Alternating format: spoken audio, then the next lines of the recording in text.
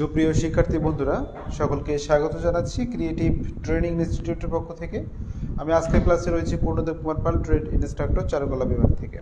শিক্ষার্থী বন্ধুরা, যে যেখান থেকে আজকের ক্লাসটি যুক্ত হচ্ছেন সকলকে স্বাগত জানিয়ে আমি এই ক্লাসটি শুরু করছি। আমাদের আজকের ক্লাসের আলোচনার বিষয় হচ্ছে স্টিল লাইফ স্কেচ পার্ট 3-তে। তো আমরা বিশেষভাবে চেষ্টা করব আপনাদেরকে সুন্দর করে বোঝানোর জন্য এবং সম্পূর্ণ ক্লাসটিতে আপনাদের সার্বিক সহযোগিতা কামনা করছি। শিক্ষার্থী বন্ধুরা, যারা ক্লাসে যুক্ত হচ্ছেন তারা অবশ্যই কি করবেন, আপনাদের নাম, রোল, ব্যাচ এবং শেষে কোন জেলা থেকে যুক্ত হচ্ছেন লিখে সরাসরি কমেন্ট করবেন এবং এক্ষুনি শেয়ার করতে হবে না। আমি যখন বলবো শেয়ার করুন তখন করবেন। তাহলে যেটা হবে সেটা হলো যারা শেয়ার করছেন তাদের নাম কাউন্ট করতে আমার সুবিধা হবে একটু, ইসলা কিছু নয়। আচ্ছা, তো শিক্ষার্থী বন্ধুরা, জেলা থেকে যুক্ত হচ্ছেন লিখে সরাসরি কমেন্ট করবেন। তো শিক্ষার্থী বন্ধুরা যারা যুক্ত হচ্ছেন আমি তাদেরকে স্বাগত জানাচ্ছি এবং আশা করি আপনারা গত দিনে যে ক্লাসটা ছিল সেটি সুন্দর করে করেছেন এবং সুন্দর করে প্র্যাকটিস করে আমাদের চারুকলা আইসিটি প্রশিক্ষণ কলেজ নামে যে গ্রুপটি রয়েছে সেখানে দিয়েছেন। শিক্ষার্থী বন্ধুরা,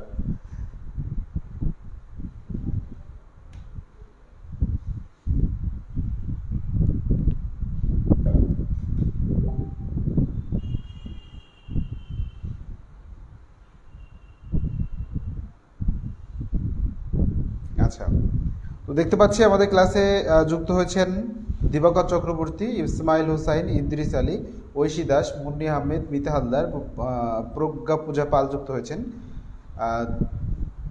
হামিদ যুক্ত হয়েছেন এবং অনুরূপা বিশ্বাস পাল যুক্ত হয়েছেন, জয়িতা মজুমদার যুক্ত হয়েছেন, দিবাকর চক্রবর্তী, ডলি মজুমদার যুক্ত হয়েছেন এবং ডলি বলেছেন আসসালামু আলাইকুম স্যার। ওয়ালাইকুম আসসালাম। ডলি হালদার যুক্ত হয়েছেন এবং হচ্ছে সুকান্ত মল্লিক যুক্ত হয়েছেন, কিঙ্কর বিশ্বাস যুক্ত হয়েছেন, জ্যোতি বিশ্বাস, ইসমাইল হোসাইন, রিয়াজ আহমেদ, রমজান আলী, আচ্ছা, সঙ্গীতা মিত্র, রমজান খান, ফিরোজা আহমেদ, আচ্ছা, এরপর হচ্ছে মনি কীর্তনিয়া, ইলিয়াস হোসাইন, টুম্পা সরকার, তাবাসসুম হোসেন, ফারহানা ইসলাম এবং আরও যুক্ত হয়েছেন আসাদুজ্জামান, শিমুল যুক্ত হয়েছেন, মজুমদার বিকাশ যুক্ত হয়েছেন, এরপরে হচ্ছে এমডি জাহাঙ্গীর আলম যুক্ত হয়েছেন, সুজন বাবু, মেহেদি খান, সুমন কুমার, আনিকা সারা, ইমদাদুল হক,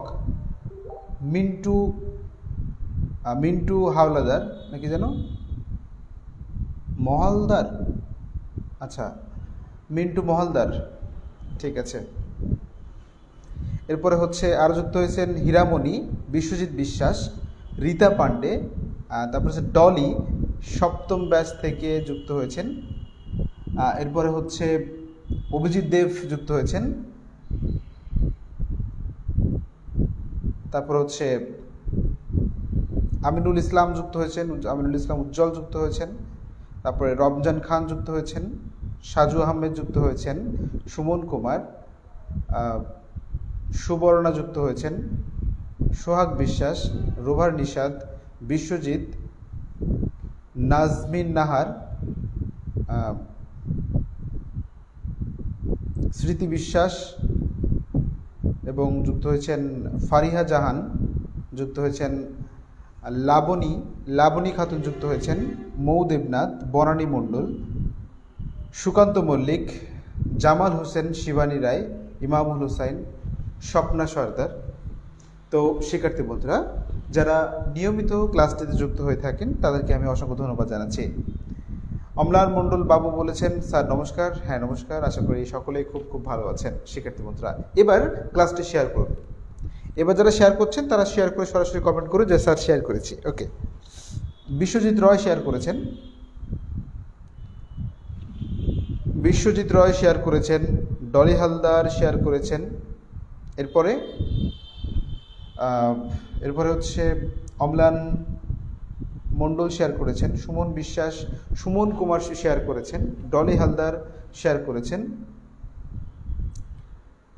এরপর হচ্ছে মিতা হালদার শেয়ার করেছেন, দুইজন হালদার পাশাপাশি। আচ্ছা, তো ইমরান হোসেন শেয়ার করেছেন, প্রজ্ঞা পূজা পাল শেয়ার করেছেন, ফারজানা ইসলাম, দিবাকর চক্রবর্তী, সুজন বাবু, তারপরে হচ্ছে জয়িতা মজুমদার, মণি কীর্তনিয়া,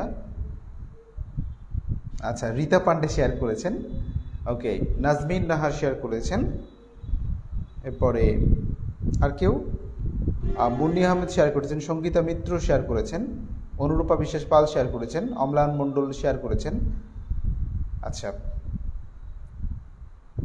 আফসানা মিমি যুক্ত হয়েছেন ক্লাসটিতে নবম ব্যাচ থেকে, ঐশ্বরিয়া যুক্ত হয়েছেন এবং ইমামুল হোসাইন শেয়ার করেছেন, ইদ্রিস আলী শেয়ার করেছেন, শিবানী রায় শেয়ার করেছেন, সোহাগ বিশ্বাস শেয়ার করেছেন, প্রজ্ঞা না যেন হ্যাঁ প্রিয়াঙ্কা পিঙ্কি পিউ শেয়ার করেছেন এবং স্বপ্না সর্দার শেয়ার করেছেন,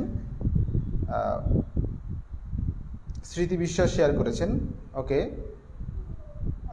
ইমরান হোসেন শেয়ার করেছেন, ইসমাইল হোসেন শেয়ার করেছেন, ফারিয়া জাহান শেয়ার করেছেন, মৌদেবনাথ শেয়ার করেছেন এবং কি দুলিয়া ব্যানার্জি জীবনে সম্ভবত শেয়ার করেছেন,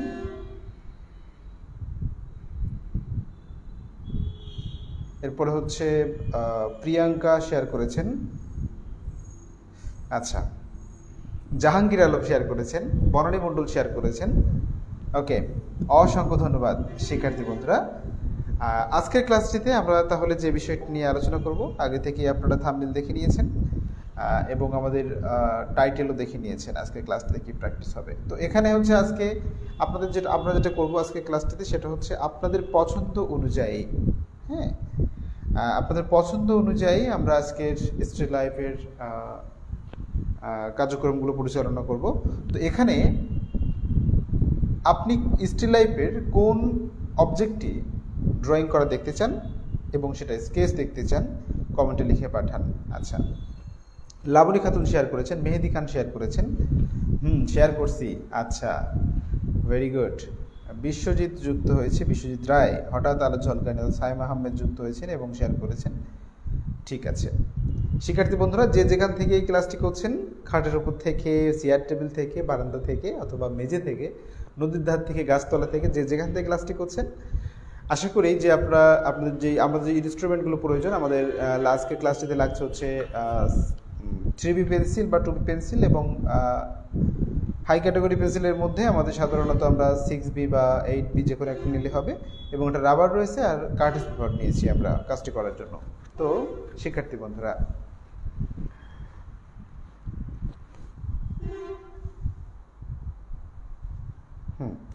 আপনাদের পছন্দ মতো আমরা সাধারণত আজকের ক্লাসটি পরিচালনা করার চেষ্টা করব। এটা আজকের ক্লাসটি মূলত আপনাদের আবেদনের ক্লাস, ঠিক আছে, ওকে। তো যে বিষয়টি দেখতে চাচ্ছেন, সাজু আহমেদ বলেছেন স্যার খাটের উপর থেকে যুক্ত হয়েছি, আচ্ছা ঠিক আছে, অনেক সুন্দর।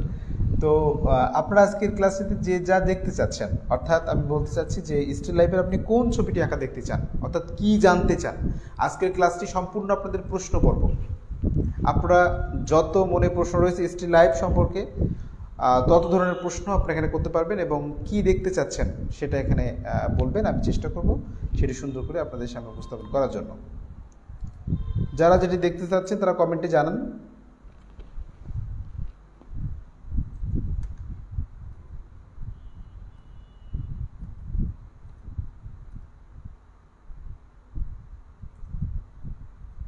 কমেন্টে জানাতে থাকুন, আমরা একটু বাদেই আলোচনা করছি। আজকে ক্লাসটিতে যারা যা আবেদন করবেন তাদের আবেদন রাখার চেষ্টা করব, সেই অনুযায়ী সুন্দর করে দেখানোর চেষ্টা করব।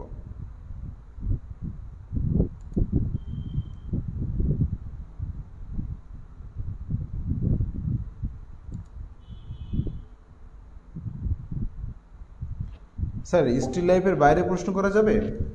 এখন একান্ত প্রয়োজন হলে আর কি করা যাবে, হ্যাঁ করুন দেখি কি প্রশ্ন, আমি যেন পারি এরকম একটা প্রশ্ন করবেন, হ্যাঁ না তো লাইভের ব্যাপার, না পারলে কিন্তু ব্যাপারটা খারাপ হয়ে যাবে, হ্যাঁ জানাশোনার মধ্যে করেন।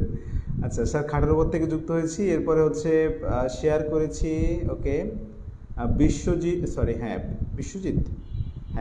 রয় বলেছেন চেয়ার টেবিল আঁকার কথা বলেছেন, চেয়ার টেবিল থেকে যুক্ত হয়েছেন আনোয়ার হোসাইন, ভেরি গুড। কিন্তু শিক্ষার্থী বন্ধুরা আমি কিন্তু বলেছি আপনাদের যখন যে যেখান থেকে যুক্ত হন কোনো ব্যাপার না, কিন্তু আপনাদের যেখানে প্র্যাকটিস করবেন সেটা যেন টেবিল হোক বা টুল হোক সেটা আপনাদের নাভি সমান হয়, ঠিক আছে। বই অঙ্কন করতে বলেছেন সোনিয়া সুলতানা, ভেরি গুড। আচ্ছা, বিশ্বজিৎ রায় আবারও বলেছেন চেয়ারের কথা। প্রিয়াঙ্কা দেবনাথ বলেছেন শেয়ার করেছি, okay. Saju Ahmed, okay sir. আচ্ছা আচ্ছা, ঠিক আছে।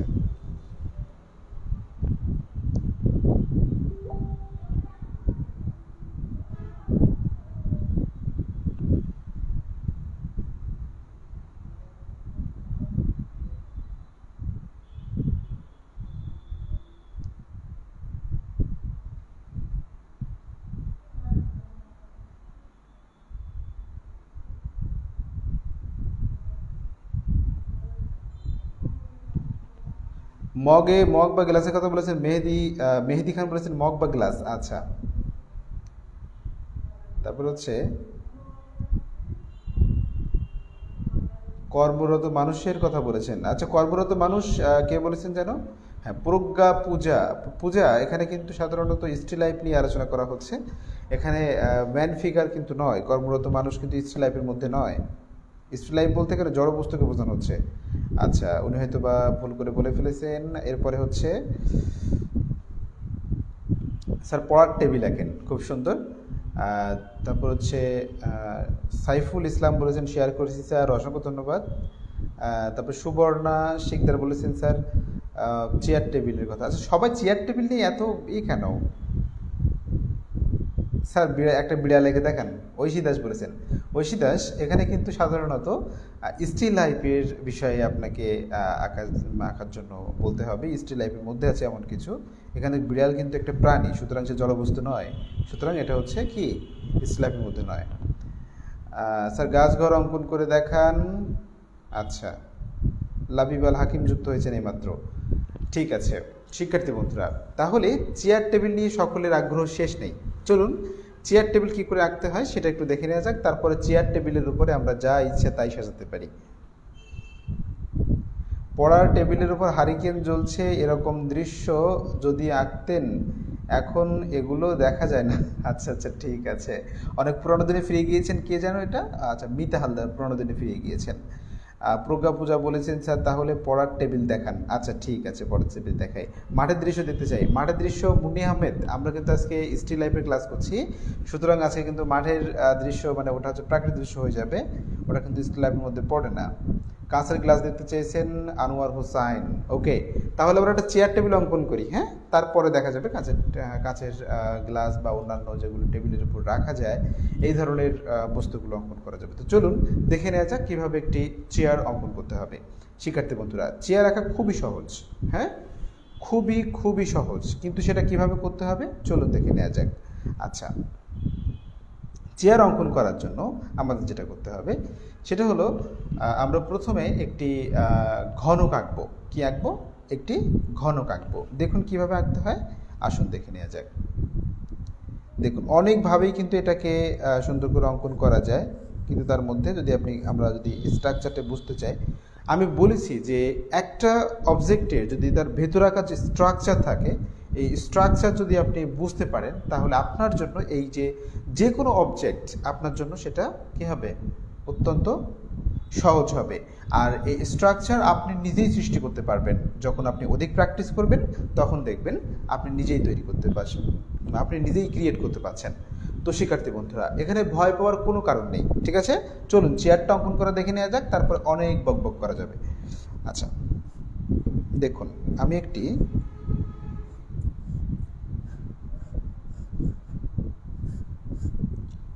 লাইন স্পিডটা কিন্তু থাকতে হবে। লাইন স্পিড না থাকলে কিন্তু আপনার এইগুলো একবারে সোজা কি হবে না, একবারে কিন্তু সোজা হবে না। তো দেখুন খেয়াল করুন ভালো করে। তো আমরা একটি ঘনক আঁকার কথা বলেছি, আমরা পরিপ্রেক্ষিত অনুযায়ী আমরা কিন্তু সাধারণত কি করতে পারবো, পরিপ্রেক্ষিত অনুযায়ী আমরা কিন্তু এটাকে সামনের যে অংশটা রয়েছে এটাকে আমরা বড় দেখছি, এই কারণে এটা কিন্তু সাধারণত বড় হবে এবং এটা হচ্ছে ছোট হবে। কোনো অবজেক্ট তার যে সাইড আমরা সাধারণত প্রত্যক্ষ দেখি তখন হচ্ছে সামনের যে অংশটা থাকে সেটা কিন্তু সাধারণত অনেক বড় হয়ে থাকে, ক্রমে সেটা কি হয়ে থাকে, ছোট হয়ে থাকে। এই ছোট ছোট বিষয়গুলো আসলে বুঝে নিতে হবে। এখানে ভাবতে পারেন যে স্যার এগুলো কি আসলে এরকম ছোট? না, এগুলো একই মাপের। চেয়ারের পায়ে কি ছোট বড় হয়? হয় না, এগুলো কিন্তু একই রকম হয়, কিন্তু এগুলো আমাদের আই লেভেলের কারণে আমাদের দেখার জন্য আমরা এগুলো বিভিন্নভাবে এগুলোকে ছোট বড় দেখে থাকি, এগুলো কিন্তু আসলে ছোট বড় নয়। আচ্ছা, এবার দেখুন, দেখেছেন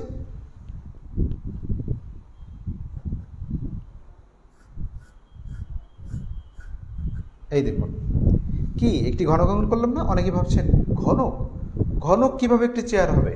হ্যাঁ, ঘনক দিয়েই কিন্তু চেয়ার হবে। এই ঘনকটা আঁকার কারণটা হচ্ছে আমরা এই ঘনক সম্পর্কে কিন্তু পরিচিত, ক্লাস 3, 4, 5 থেকেই আমরা কিন্তু এই সম্পর্কে জানি।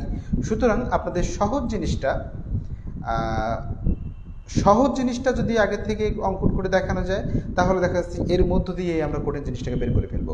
অনেকেই ভাবছেন যে এই চেয়ার আঁকা মনে খুব কঠিন ব্যাপার, অনেকেই ভাবছেন যে না, এটা কোনো কঠিন ব্যাপার নয়, এটা আমরা পারি। ঠিক আছে, অসুবিধা নেই। হঠাৎ আলো ঝলকানি প্রশ্ন করেছেন, তারপর হচ্ছে আচ্ছা, অনেকে প্রশ্ন করছেন, আমি একটু বাদেই প্রশ্ন উত্তর দিচ্ছি, এটা ড্রয়িং করে নেওয়া যাক। আচ্ছা, এবার দেখুন, ঠিক এখান থেকে একটি ভার্টিক্যাল লাইন আমরা এমনভাবে অঙ্কন করার চেষ্টা করব, ঠিক আছে? আবার ঠিক একইভাবে এটার পরিপ্রেক্ষিত অনুযায়ী, পার্সপেক্টিভ অনুযায়ী এটা কিন্তু লাইনের চেঞ্জ হবে।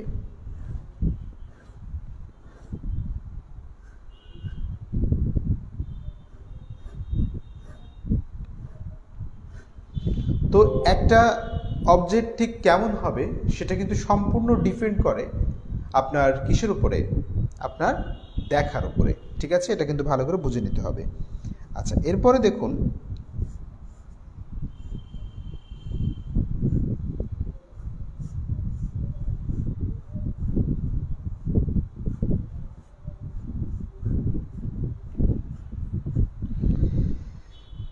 দেখেছেন আমরা কিন্তু চেয়ারটাকে মোটামুটিভাবে দাঁড় করিয়ে ফেলেছি, তাই না?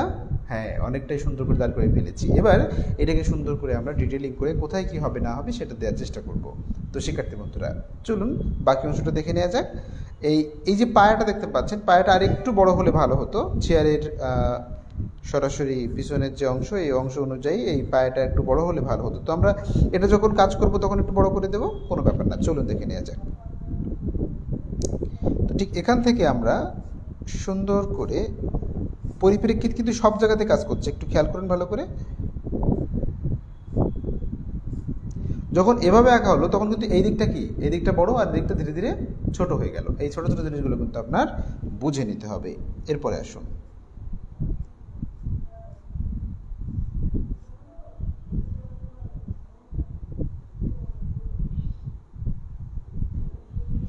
ছোট ছোট বস্তুর মধ্যে, অর্থাৎ ছোট ছোট শেপের মধ্যে পরিপ্রেক্ষিত কিন্তু অতটা সুন্দর করে বোঝা যায় না, ঠিক আছে?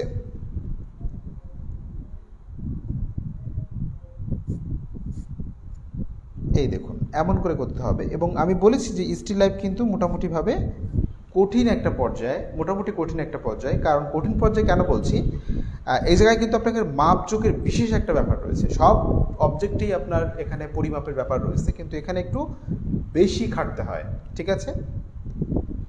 মনে করুন আপনি একটি প্রকৃতি স্টাডি করছেন, অথবা আপনি একটি ভূদৃশ্য অঙ্কন করছেন।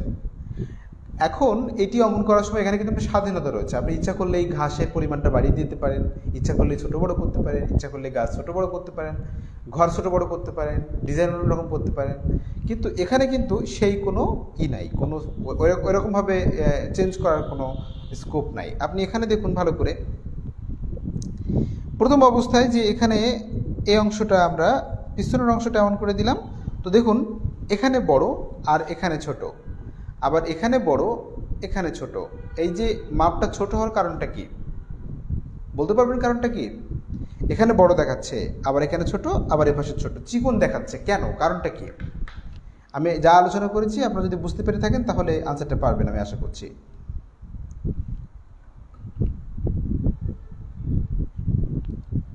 আচ্ছা, এই যে ছোট বড় ব্যাপারটা, এটা কি মানে আসলে কি বলবো আমরা এটাকে?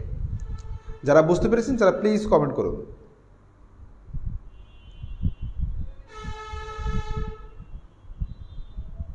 আচ্ছা, দেখতে পাচ্ছি অনেকেই যুক্ত রয়েছেন কিন্তু কোনো কথা নেই, নাকি লিখতে দেরি হচ্ছে?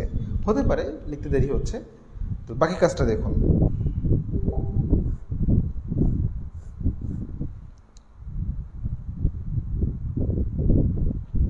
সামনের দিকে বড় দেখায়, আনোয়ার হোসাইন বলেছেন। আচ্ছা, এটাকে শর্টকাটে কি বলে? আমি এতক্ষণ যেটা বলছিলাম, আমি সঠিক মিনিংটা চাচ্ছি, যে কাছ থেকে বড় এবং দূর থেকে ছোট যে জিনিসটা, এটা কি আসলে, কি নামটা কি? দীপকা চক্রবর্তী বলেছেন দেখার জন্য। আচ্ছা, ঐশী দাস বলেছেন পরিপ্রেক্ষিত। আচ্ছা, এরপরে আর কেউ?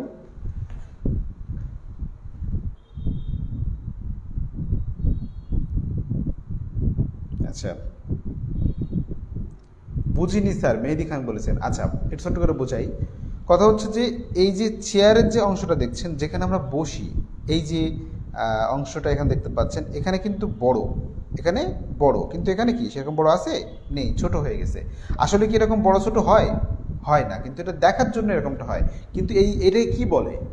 আমরা নির্দিষ্ট একটি অবস্থান থেকে কোনো অবজেক্টকে কাছ থেকে বড় এবং দূর থেকে সেটাকে ছোট দেখায়।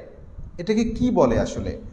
আমি এটি জানতে চাইছি। মেহেদি হাসান, কি মেহেদি হাসান বলেছিলেন তো? আচ্ছা, যাই হোক, উপরে উঠে গেল।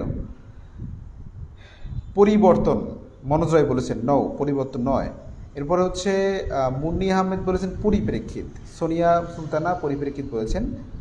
সুমাইয়া আফরোজ, রীতা পান্ডে, জাহাঙ্গীর আলম, বুঝি নাই স্যার। আচ্ছা, জাহাঙ্গীর আলম বুঝতে পারেননি। এরপরে 979 আবু ইউনুস। আচ্ছা, ঠিক আছে। তো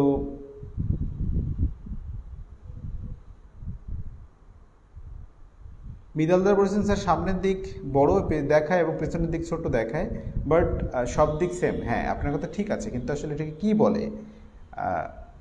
এটাকে আমরা কি হিসেবে শিখেছি? আচ্ছা, তো দেখুন, হঠাৎ আরো ঝলকানি বলেছেন স্যার স্টিল লাইফ অর্থ কি? আচ্ছা, এটি ক্লিয়ার করব এবং পরিপ্রেক্ষিত নিয়ে একটু কথা বলি। তো এটা কিন্তু আসলে পরিপ্রেক্ষিত, বা ইংরেজিতে যেটাকে বলা হয় পার্সপেক্টিভ। ঠিক আছে? নির্দিষ্ট একটি অবস্থানে দাঁড়িয়ে, সংজ্ঞাটা এমন হবে, নির্দিষ্ট একটি অবস্থানে দাঁড়িয়ে কোনো অবজেক্টকে যখন দেখা হয়, সেই অবজেক্টের সামনের অংশ বড় দেখায় এবং পিছনের অংশ বা দূরের অংশ ছোট দেখায়। এটাকেই বলা হচ্ছে পার্সপেক্টিভ বা পরিপ্রেক্ষিত। আশা করি আপনারা বুঝতে পেরেছেন। সাইফুল ইসলাম, আপনি কি বুঝতে পেরেছেন? এটা উদাহরণ দিয়ে বলি। যদি আপনি একটি পাঁচিলের সামনে দাঁড়ান, অথবা যদি রেল লাইনের উপরে দাঁড়ান, রেল লাইনের উপরে দাঁড়ায় রেল আসছে, অর্থাৎ রেল লাইনে যখন দাঁড়াবেন তখন ট্রেন আসছে কিনা অবশ্যই দেখে নেবেন। হ্যাঁ, আচ্ছা, তো যখন আপনি রেল লাইনের ওখানে যাবেন এবং একটি পাঁচিলের পাশে যেয়ে দাঁড়াবেন, অথবা একটি রাস্তার উপরে যেয়ে দাঁড়াবেন, তখন অনেক দূরে তাকাবেন, দেখবেন যখন আপনার সামনের যে অংশটি রয়েছে সেটি অনেক বড় দেখাচ্ছে, এবং অনেক দূরে যখন চলে গেল সেটা কি হচ্ছে? সেটা কিন্তু ছোট দেখাচ্ছে। এই যে ডিফারেন্সটা, এটাকেই বলা হচ্ছে পরিপ্রেক্ষিত। আশা করি বুঝতে পেরেছেন। কি সাইফুল ইসলাম বুঝতে পেরেছেন? একটু কমেন্টে জানান সাইফুল ইসলাম বুঝতে পেরেছেন কিনা। সাইফুল ইসলাম তো বুঝি নাই বলে চিল্লাচ্ছেন। অবশ্য তো চিল্লানো উচিত, এরকমটাই হওয়া উচিত। যেটা জানি না সেটা জানি না, একদম ক্লিয়ারলি বলতে হবে। জানি না, কিন্তু আমি এমনভাবে ভাব নিয়ে বসে থাকলাম আমি বিশাল জানি, বিশাল বুঝি, কিন্তু এটি কিন্তু আপনার পরবর্তীতে ভয়ঙ্কর রূপ ধারণ করতে পারে। আচ্ছা, স্টিল লাইফ অর্থ কি? হঠাৎ আলো ঝলকানি বলেছেন। তো এখানে স্টিল লাইফ বলতে বোঝানো হচ্ছে স্টিল অর্থ হচ্ছে জড় বস্তুকে বোঝানো হচ্ছে, আর লাইফ অর্থ জীবন। এখন আপনি ভাবতে পারেন যে স্টিল লাইফ, জড়োর মধ্যে জীবন, মানে ব্যাপারটা কি, কেমন গুলিয়ে যাচ্ছে না? হ্যাঁ, গুলিয়ে যাচ্ছে। তো হঠাৎ আলো ঝলকানি আমি আপনাকে বলতে চাই, আপনি মনে হয় সাইম আহমেদ, সম্ভবত আমি ভুলে গিয়েছি, হয়তো বা সাইম আহমেদ হতে পারেন। আচ্ছা, তো আপনার জন্য বলছি, কথা হলো যে এখানে যে বিষয়টা লক্ষণীয় সেটা হলো একটা জড় বস্তু।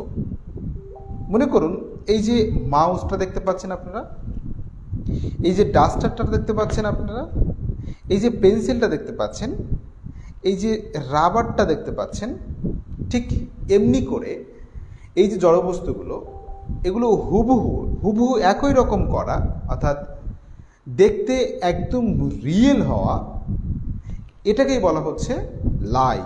অর্থাৎ লাইভ বলতে বোঝানো হচ্ছে একটা জীবন্ত ছবি। জীবন্ত ছবি মানে কি? জীবন্ত ছবি মানে এরকমটা ভাববেন না যে তার মধ্যে একটা ডাস্টারের মধ্যে জীবন সৃষ্টি করা হলো, সেটা এরকম লাম্বাতে লাম্বাতে চলে যাচ্ছে, হাসছে খেলছে, এরকমটা নয়। ব্যাপারটা কি? ব্যাপারটা হলো এটার মূল ব্যাপার হলো যে এটা একদম হুবহু অঙ্কন করা। অনেক সময় আমরা একটা শব্দ ব্যবহার করি জীবন্ত ছবি। জীবন্ত ছবি মানে কি? জীবন্ত ছবি বলতে বোঝানো হচ্ছে রিয়েল ছবি, যেগুলো যেগুলো রিয়েল পিকচার, একদম মানে আপনি একটা ছবি দেখে বুঝতে পারছেন না যে সেটা আসলে হাতে আঁকা নাকি সেটা কম্পিউটার থেকে প্রিন্ট করা। এই যে মানে আপনি একটা কনফিউশনের মধ্যে পড়ে যান, তাই না? এই ধরনের ছবিগুলোকে জীবন্ত ছবি বলা হচ্ছে। অর্থাৎ স্টিল লাইফ বলতে একটা চেয়ার যদি হয় সেটা যেন একদম চেয়ারের মতনই হয়। হ্যাঁ, ব্যাপারটা হচ্ছে এরকম। আর জীবন কথা বলতে কি, জীবনটার সাথে কিন্তু বিশেষ একটা কঠিন একটা কথা জড়িত রয়েছে। তো আশা করি হয়তো বুঝতে পেরেছেন। সাইফুল ইসলাম বলেছেন জি স্যার, ওকে, আশা করি বুঝতে পেরেছেন উনি। তো নিলয় সরকার যুক্ত হয়েছেন আজকে, মনে হয় নিলয় সরকার মনে হয় ক্লাসে প্রথম। নিলয় সরকার, আপনি কি প্রথম আজকে ক্লাসটিতে? আচ্ছা, একটু জানাবেন। আচ্ছা, এগেইন সুমন কুমার বলেছেন এগেইন। আচ্ছা, ঠিক আছে। ঈশিতা বলেছেন যে পরিপ্রেক্ষিত, ওকে, ভেরি গুড। সুমাপাল যুক্ত হয়েছেন, স্মাইল হোসাইন পরিপ্রেক্ষিত বলেছেন, ঠিক আছে। আর হঠাৎ আলো ঝলকানি, আপনি কি স্টিল লাইফ ব্যাপারটা বুঝতে পেরেছেন? একটু জানাবেন। তো চলুন আমরা চেয়ারটা কমপ্লিট করি, না তাহলে বক বক করতে করতে ক্লাসটা অনেক বড় হয়ে যাবে, আমাদের মূল বিষয় থেকে আমরা পিছিয়ে যাব। চলুন বাকি অংশটা দেখে নেওয়া যাক। এবার ঠিক এখান থেকে এমন করে নিতে হবে, ভালো করে খেয়াল করবেন। ঠিক একইভাবে এখান থেকে এই অংশের থেকে একটু ছোট করে নিতে হবে। লাইনে গতি রাখবেন, দেখছেন লাইন টানার সিস্টেম দেখতে পাচ্ছেন? আমি কিন্তু ধীরে ধীরে ধীরে ধীরে এরকম করছি না, একবার টান দেওয়ার চেষ্টা করছি। ঠিক আছে, প্রথমে বুদ্ধিমানের কাজ হলো প্রথমে হালকা করে দাগ দেওয়া, তারপরে ওর উপর দিয়ে একটু গাঢ় করে দাগ দেওয়া। ঠিক আছে, এটা কিন্তু ভালো করে বুঝে নিতে হবে, এটা কিন্তু বুদ্ধিমানের কাজ এখানে। আচ্ছা, এখান থেকে আমরা মাঝখানের পায়েটা আগে অঙ্কন করার চেষ্টা করব, তারপরে আমরা সাইডে দুইটা করব।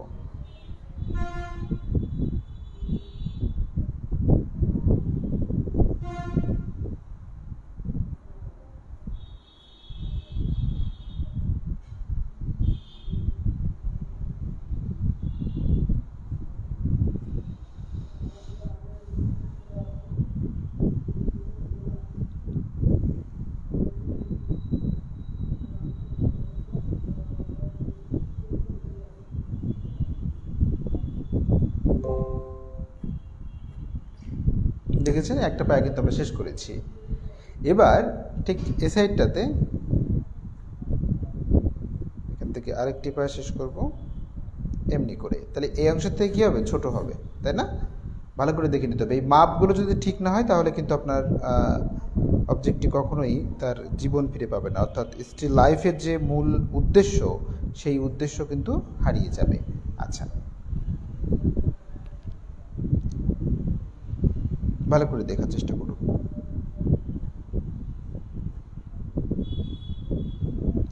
আচ্ছা, আপনারা কিন্তু সাধারণত আপনাদের রোলের পাশে আপনাদের জেলাটা লেখেননি, কোন জেলা থেকে যুক্ত হয়েছেন, এটা কিন্তু অবশ্যই লিখতে হবে, আপনাদের কিন্তু বলা হয়েছে।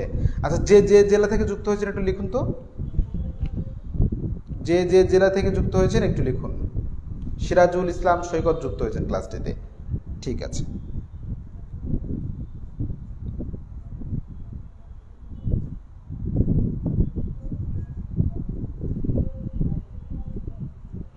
এই যে দেখুন, তাহলে কিন্তু আমার চেয়ারের দুইটি পায়া হয়ে গেল, এবং এখান থেকে যে অংশটা থাকে সেটা আমি পরে অঙ্কন করছি। এপাশের পায়াটা শেষ করে আসি,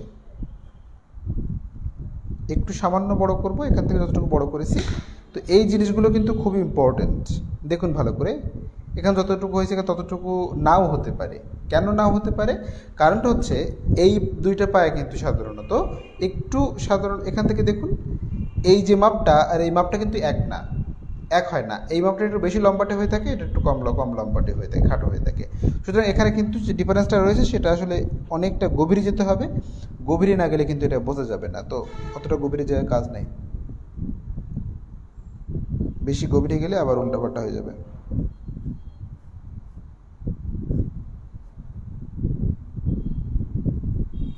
এই দেখুন,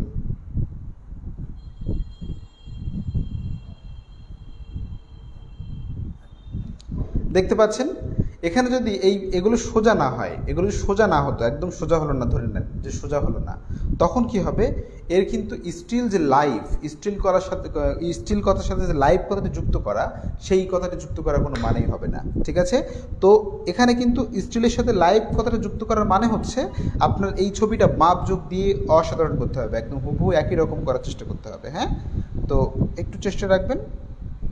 তো দেখুন বাকি অংশটা দেখে নেওয়া যাক।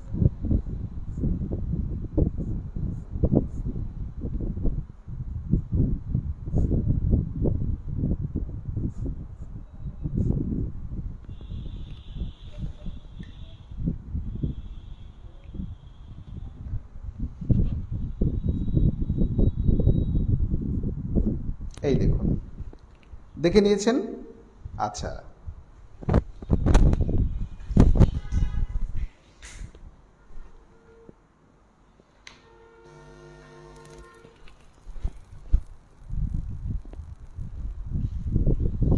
এরপরে ঠিক একই রকমভাবে এরকম জায়গা থেকে, এখান থেকে মনে করুন, এখান থেকে এমন এভাবে এসে এখান থেকে সোজা করে উপরে উঠে গেল।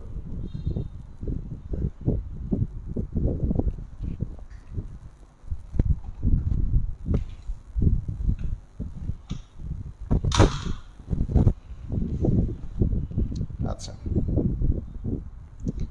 দেখুন এই জায়গাটা যদি মোটা হয়ে যায় তাহলে কিন্তু কখনো এর সাথে মিলবে না। হ্যাঁ, সুতরাং এখানে কিন্তু খুব ভালো করে খেয়াল করতে হবে।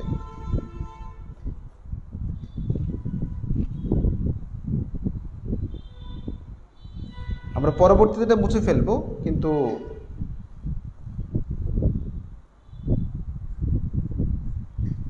বর্তমানে কিন্তু এটি আপনাকে দেখাতে হবে সুন্দর করে। হ্যাঁ,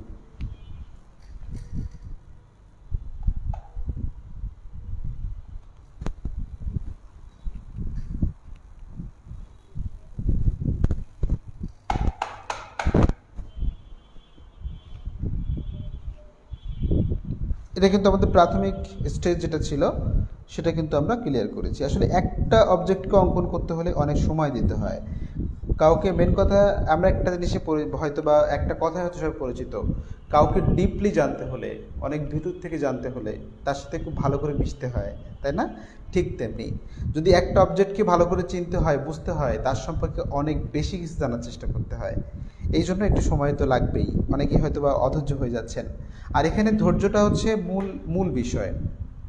ধৈর্য আর চেষ্টা যার মধ্যে থাকবে না, সে কিন্তু কখনোই এখানে ডেভেলপ করতে পারবে না।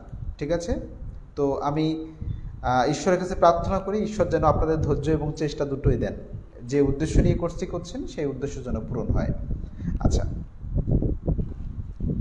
আমাদের সাতক্ষীরা থেকে একজন রয়েছেন, চম্পা মণ্ডল যুক্ত হয়েছেন। ওকে, এটি শেষ করি, তারপরে বাকি কথাটা বলি। আচ্ছা, এবার দেখুন এখান থেকে সোজা করে এমন করে নিয়ে আসা হলো, এখান থেকে ডাবল করা হলো।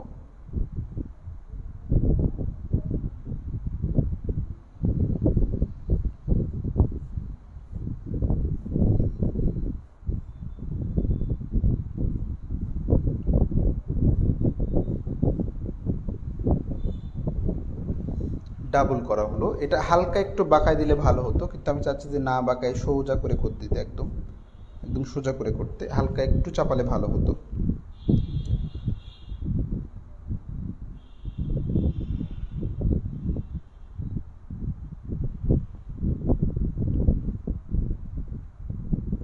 একটু চাপিয়ে দেই না তো, ঠিক একটা অমিল অমিল মনে হচ্ছে, একটু চাপিয়ে দেই।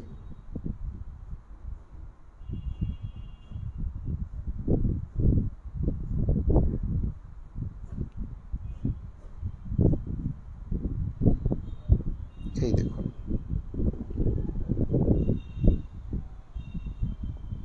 এটাকে ডাবল করুন।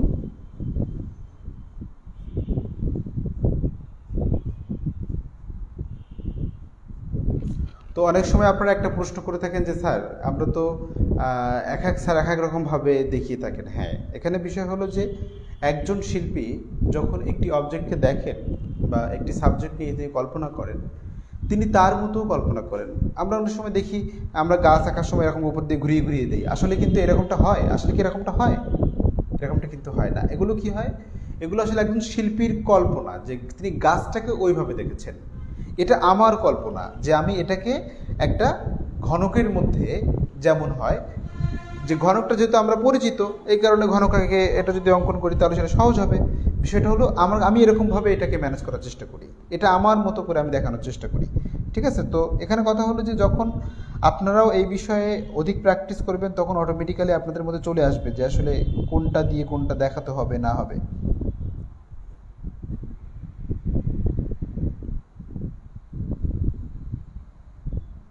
এই দেখুন, দেখেছেন? আবার ঠিক একইভাবে এখান থেকে নিয়ে আবার এখান থেকে নিতে হবে।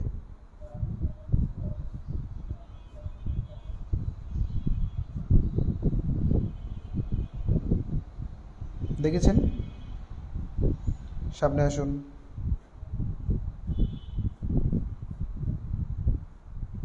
এভাবে নিন, ঠিক এখান থেকে এমন করে এই অংশটা স্টপ করে দিন। দেখেছেন মোটামুটিভাবে হয়ে গিয়েছে। কিন্তু এবার আমরা এখান থেকে যেটা করব, এই অংশটাকে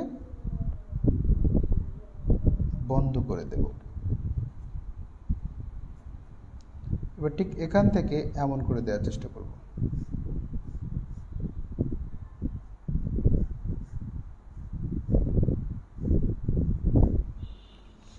দেখুন এই যে আমি এখানে যে অংশটা করলাম, তো এখানে 1 নাম্বার আর 2 নাম্বার, ভালো করে খেয়াল করুন। এইবার আপনারা যেটা বলবেন সেটা হলো, আমি দেখতে চাই যে কারা কেমন বুঝেছেন। 1 নাম্বারের দিকে বড় হবে নাকি 2 নাম্বারের দিকে বড় হবে? যারা জানেন ফটাফট কমেন্ট করে দিন। 1 নাম্বার বড় নাকি 2 নাম্বার বড়? বড় কোনটা সেটা কমেন্ট করুন। 1 নাকি 2?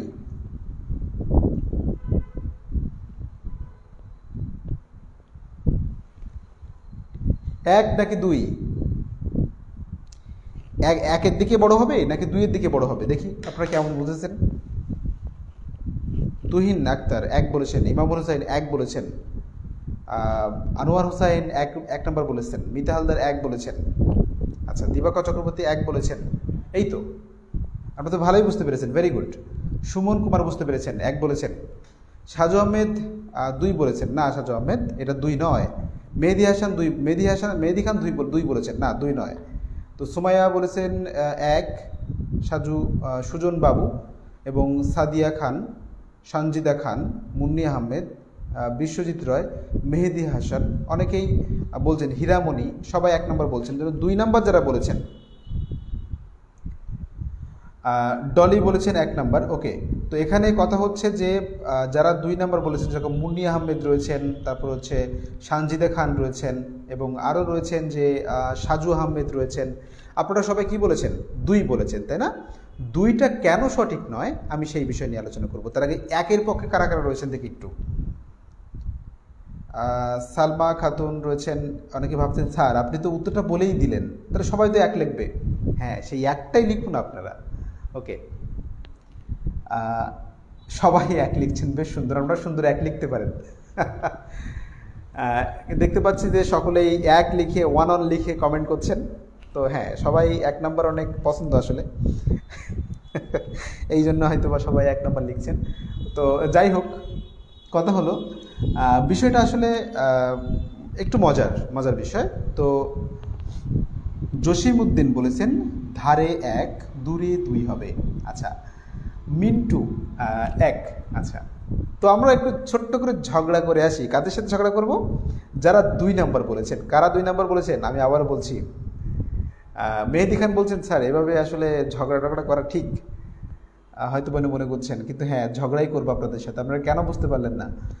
2 নাম্বার হচ্ছে বলেছেন মুন্নি আহমেদও বলেছেন, তারপরে হচ্ছে আর কে বলেছেন, সাজু আহমেদ বলেছেন, আর কেউ না, আর কেউ 2 নাম্বারে নেই। অনেকে ভাবছেন তাহলে একটা 2 লিখে দিই, তাহলে আমার সাথে কোনো ঝগড়া হবে না। যারা একবার লিখেছেন আর 2 লেখার দরকার নেই। ওকে, তো শিক্ষার্থী বন্ধুরা, এখানে ব্যাপারটা হচ্ছে পরিপ্রেক্ষিতের যে ব্যাপারটা বলেছি। এখানে আমি কি বলেছিলাম যে সামনের বস্তু কিন্তু কি হবে, বড় দেখাবে, আর দূরের বস্তু ছোট দেখাবে।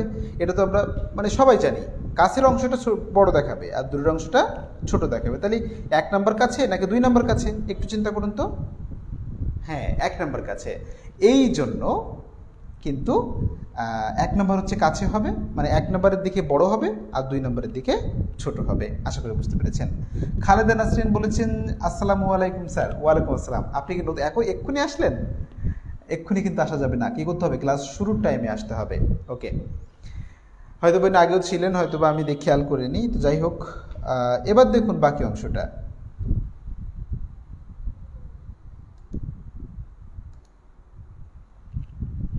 ভালো করে খেয়াল করুন। আমরা ঠিক একইভাবে এই সাইডটা বড় করার চেষ্টা করব। ভালো করে খেয়াল করুন।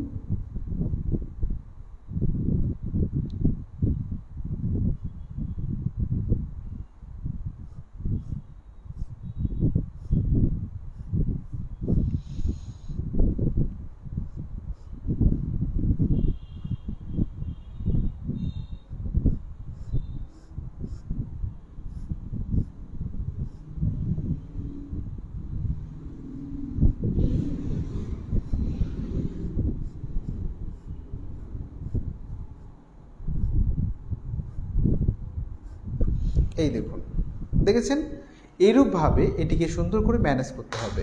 তো কথা হলো যে বলতে পারেন যে স্যার আপনার রেখাগুলো তো এর উপর উঠে গেল। হ্যাঁ, যাক, উঠে যাবে, তো অসুবিধা কী?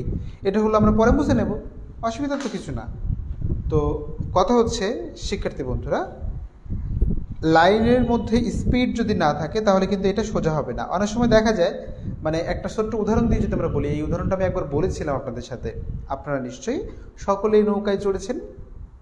নৌকায় চড়েছেন তো, যদি নৌকায় চড়ে থাকেন তারা আপনার ব্যাপারটা ভালো করে বুঝতে পারবেন যে আসলে এই যে রেখার যে লাইন স্পিড, যেটা এই লাইন স্পিডটা কীভাবে কাজ করে। যারা হচ্ছে নৌকা চড়েছেন তারা বুঝতে পারবেন। আচ্ছা, কারা কারা নৌকা চড়েছেন একটু দেখি তো। নৌকায় চড়েছেন কারা কারা, তারাই বুঝতে পারবেন ভালো করে। আচ্ছা, অনেকেই ভাবছেন, মানে যারা 2 লিগে ছিলেন তারা হয়তো বা আমার উপর রাগান্বিত যে এত উল্টাপাল্টা করার কি আছে, বললেই তো হয় যে আসলে এই কারণে। আবার নৌকায় চড়েছি কিনা সেটা জিজ্ঞাসা করছে, এত লিখে পারবো না, চুপ করে বসে থাকবো। অনেকেই হয়তো ভাবছেন এরকম, কিন্তু যারা বসে থাকবেন থাকুন, অসুবিধা নেই। সুমন কুমার হচ্ছে নৌকায় চড়েছেন, দিবাকর চক্রবর্তী নৌকায় চড়েছেন।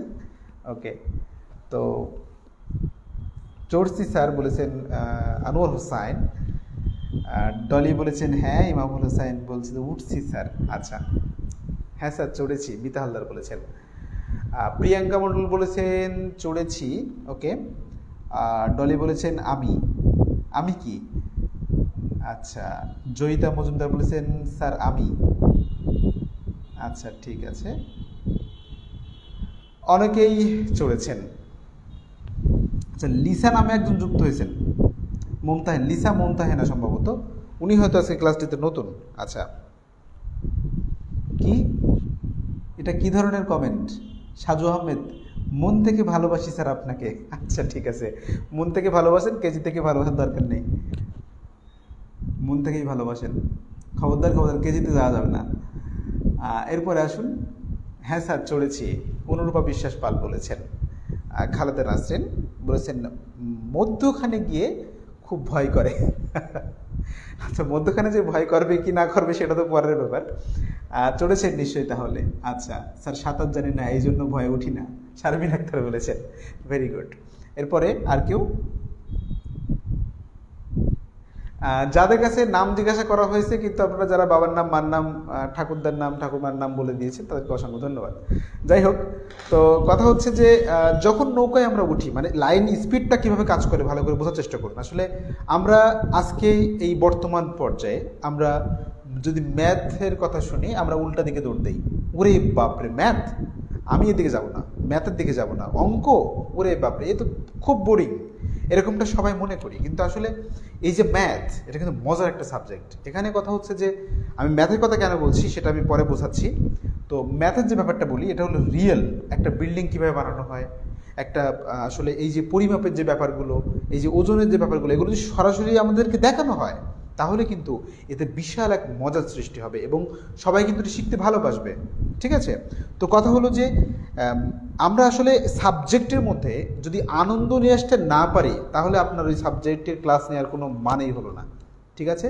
তো সবসময় চেষ্টা করতে হবে, যেহেতু সবাই শিক্ষক হবেন, সুতরাং সবাই চেষ্টা করবেন যে মজা করে, মানে একটা ক্লাসের মধ্যে যদি মজা না থাকে, কোনো জিনিসের মধ্যে যাতে যার মধ্যে রসকস নেই, সেই জিনিসটা কিন্তু সেটা ভালো লাগবে না।